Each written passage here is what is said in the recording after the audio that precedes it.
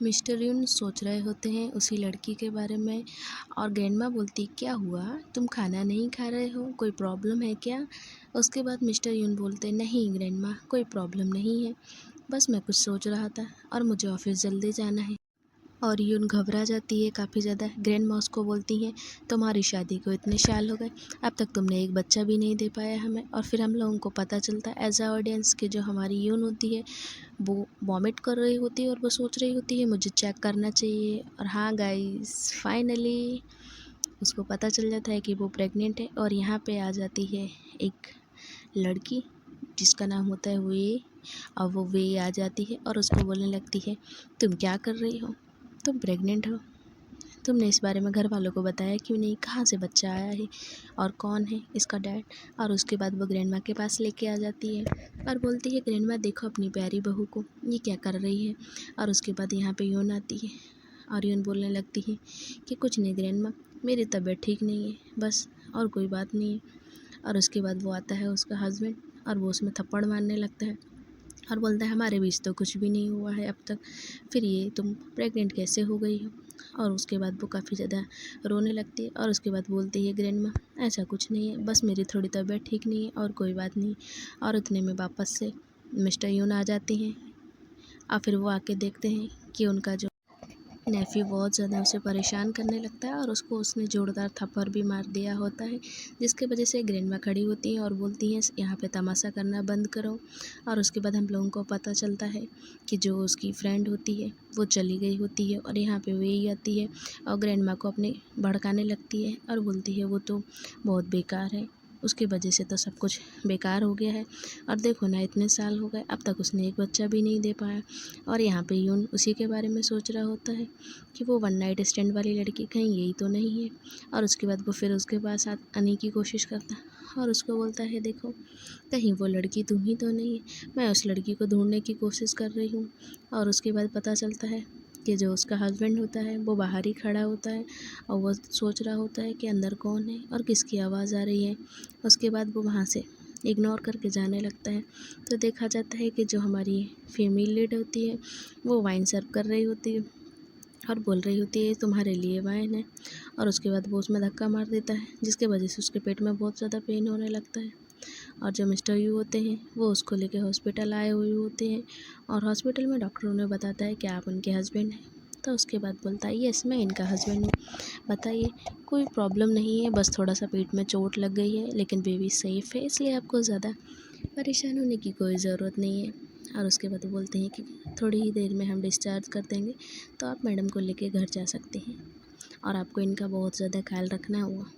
और उसके बाद हमारी फीमेल लीड बोलने लगती है कि मुझे ये बच्चा नहीं चाहिए और इस फैमिली का तो बारिश में कभी भी जन्म देने वाली नहीं हूँ।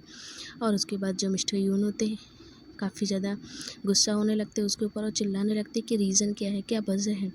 और उसके बाद वो डॉक्टर से छुट्टी लेने के बाद सोचती है चलो मैं यहाँ से चली जाती हूँ कैसे भी करके। और डॉक्टर को बताती है कि डॉक्टर ये बेबी मुझे नहीं चाहिए, इसलिए मैं इसका अबॉर्शन कराना चाहती हूँ, प्लीज़ आप मेरी हेल्प करिए। तो डॉक्टर बोलने लगता है कि देखो इसके लिए आपको अपने हस्बैंड की परमिशन लेना पड़ेगी, हम ऐसे नहीं कर सकते हैं। और उसके बाद हम लोगों को पता चलता है कि जो हमारी फ़ीमेल लीड होती है वो काफ़ी ज़्यादा उदास होती है और वो आ जाती है जिन्बे के पास और जिन्बे को बोलने लगती है कि देखो ना मैं ये बच्चे को बिल्कुल भी नहीं चाहती हूँ, पर आपकी वजह से मुझे ये सब करना पड़ रहा है। आपको शायद पता नहीं है इन लोगों ने मेरी मॉम को बहुत बेकार तरीके से मारने की कोशिश करी और आप चाहते हो कि मैं उन्हीं के बच्चे को जन्म दूँ, इसलिए मैं इन लोगों से बदला लेना चाहती हूँ और इनके साथ ऐसे ही आगे चल के करने वाली हूँ। कुछ सोच के वो काफ़ी ज़्यादा उदास हो रहे होते हैं और उनके दोस्त उसके पास बैठे होते हैं और बोल रहे होते हैं तुम्हें इसके साथ एंजॉय करने की ज़रूरत है, इतना ज़्यादा सोचने की ज़रूरत नहीं है, जितना ज़्यादा तुम परेशान होगे तुम्हारे ही लिए नुकसान होगा, देखो ना ये वही लड़की है ना। और उसके बाद हम लोगों को पता चलता है कि जो हमारी फीमेल लीड होती है जब उसकी नींद खुलती है तो वो डर जाती है और सोच रही होती है कैसे टाइप के मुझे सपने आने लगे हैं। और जो ग्रैंडमा होती है ग्रैंडमा आई हुई होती है देखो ना अब तो तुम प्रेग्नेंट हो, ये तो सबको पता चली गया, इसलिए तुम्हारा चेकअप होना बाकी है। और चलो ना तुम्हारा डॉक्टर से चेकअप कराने के बाद कंफर्म हो जाएगा ये बच्चा किसका है। और उसके बाद डॉक्टरों ने रिपोर्ट बनाई होती है और उसमें पता चलता है कि ये बच्चा तो इसी के हस्बैंड का है और किसी और का नहीं है। और उसके बाद जब वो देखती है तो बोलती है ये रिपोर्ट में कुछ गड़बड़ किया है, ये हो ही नहीं सकता है। और उसके बाद वो बोल रही होती है, डॉक्टर आपने मेरी हेल्प किया, आपने तो मुझे मना कर दिया था और इतने में यून आता है और उसके बाद वो उसको बोलता है, गोद में लेके उठा के जाता है और उसको बहुत सारा खाना खिलाने लगता है और बोलता है, देखो मुझे पता है कि तुम्हारे साथ मैंने गलत किया, मुझे ऐसा नहीं करना चाहिए, पर तुम्हारी वैली में मेरा बच्चा है, इसलिए प्लीज़ तुम इसे अवॉइड करने के बारे में सोचना ही मत। मैं चाहता हूँ कि तुम इसे जन्म दो और हम एक अच्छी फैमिली की तरह अपनी लाइफ एक्सप्लेन करें।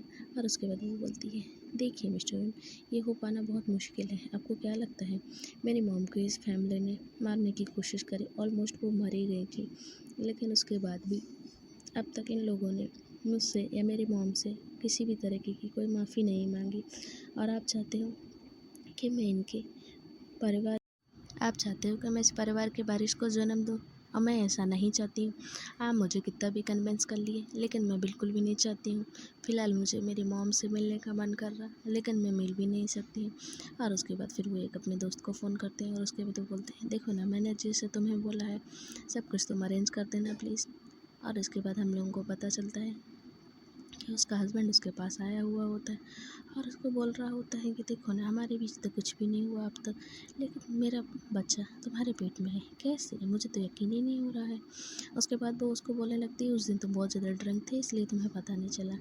और उसके बाद हम लोगों को पता चलता है कि जो मिस्टर यून होते हैं यहाँ पे एक लड़की अरेंज की होती है जो कि बिल्कुल उसकी वाइफ की तरह दिख रही होती है, मेकअप।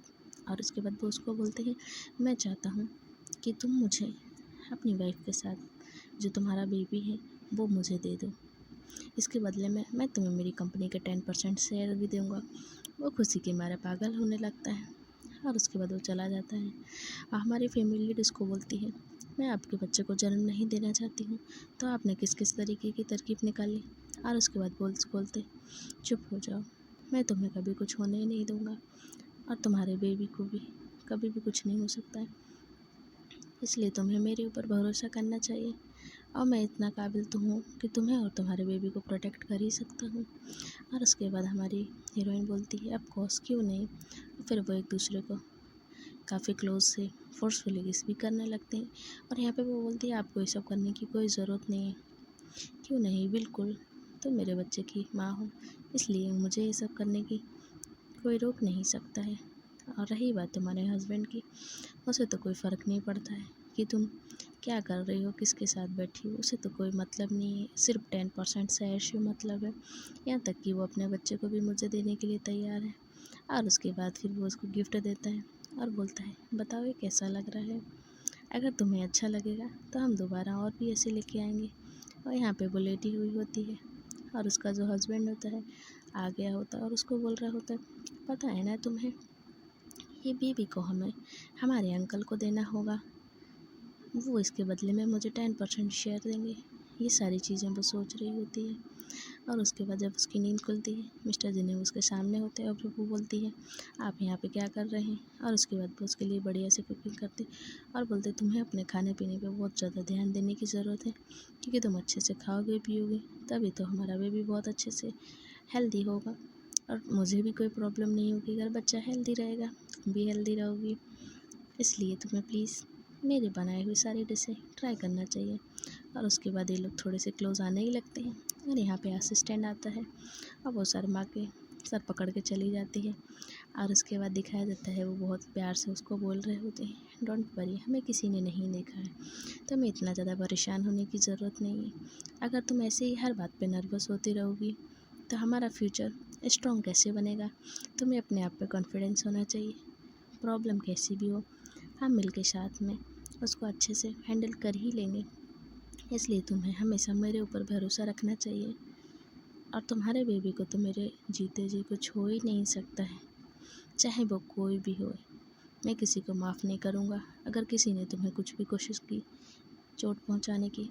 और रही बात ग्रैंडमा की, तो ग्रैंडमा को भी मैं बहुत अच्छे से जानता हूँ, वो तुम्हारा कुछ भी नहीं कर पाएंगी जब तक कि मैं चाहता हूँ। और उसके बाद वो बोल के वहाँ से निकल गया।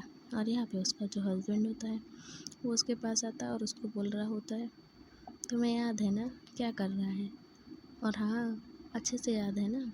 और उसके बाद बोलती है ऑफ कोर्स, और उसको धक्का दे दिया होता है, तो जिसकी वजह से जो हाथ होता है उसका टूट गया था। और फिर जो उसकी ग्रैंड माँ होती है वो उसको चाटा मारने लगती और बोलने लगती हैं कि उसका हाथ कैसे टूटा है। फिर मेड से पूछती हैं तो फिर वो बताने लगती है कि ऊपर तो वो अकेले ही गए थे, इसलिए वो वहाँ से स्लिप होके गिर गए होंगे, वहाँ पे तो कोई और था ही नहीं।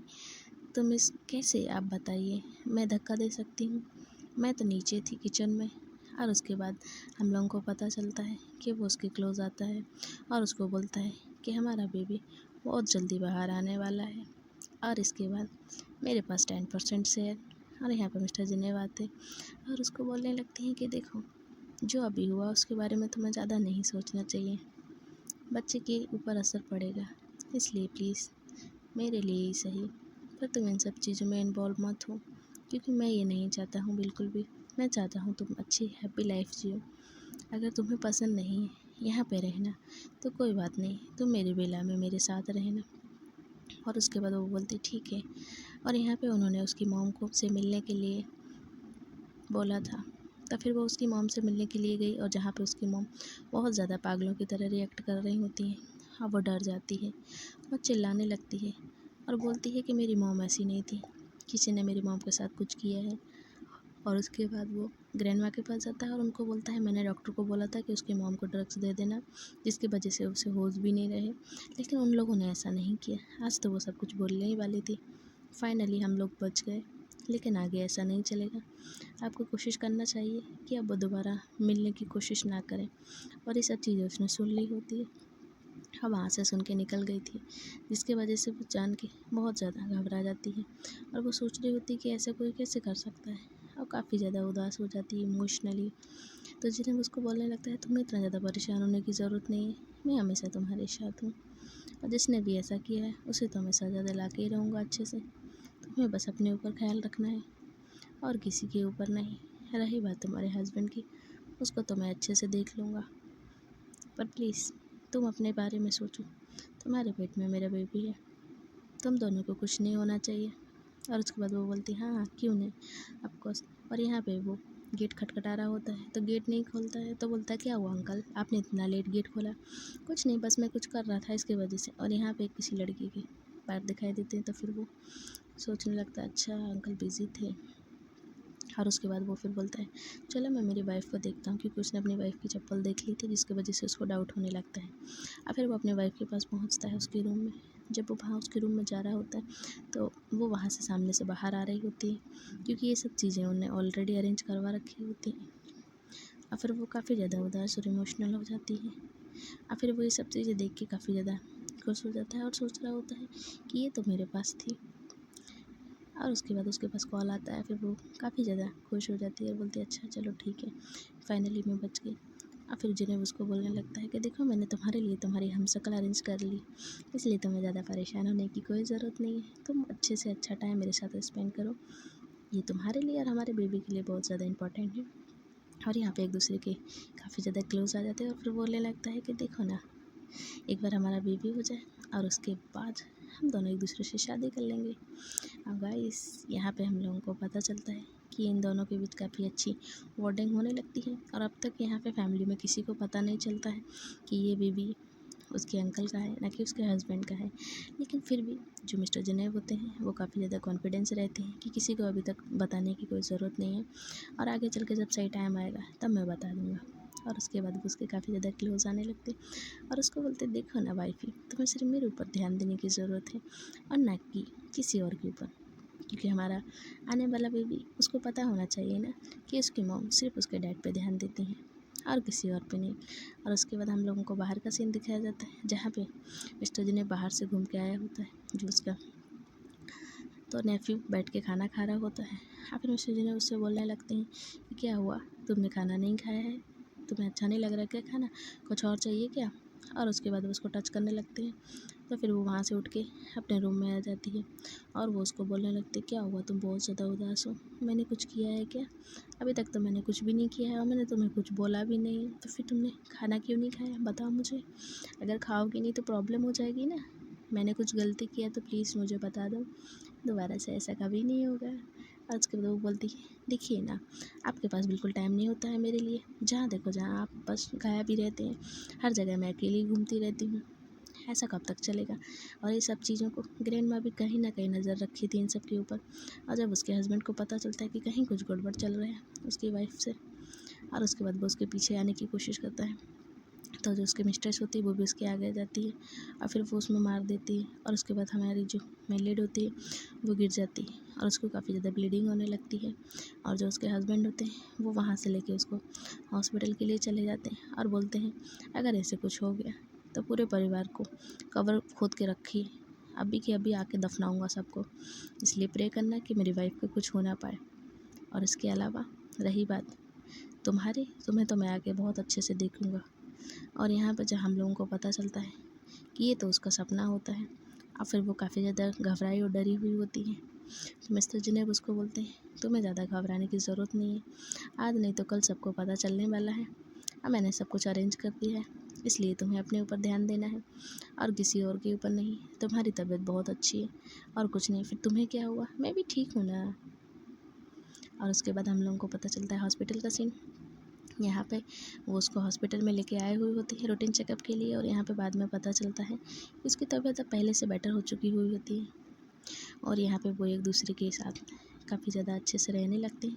और फिर वो बोलने लगते हैं कोई भी बात है कुछ भी हो तो मुझे बताना है, क्योंकि कुछ ही टाइम में हमारा बेबी आने वाला है। और यहाँ पे हमारे इस ड्रामा की हैप्पी एंडिंग होने लगती है। और गाइस अगर आपको ये ड्रामा अच्छा लगे, स्टोरी अच्छी लगे, तो आप प्लीज़ लाइक करें।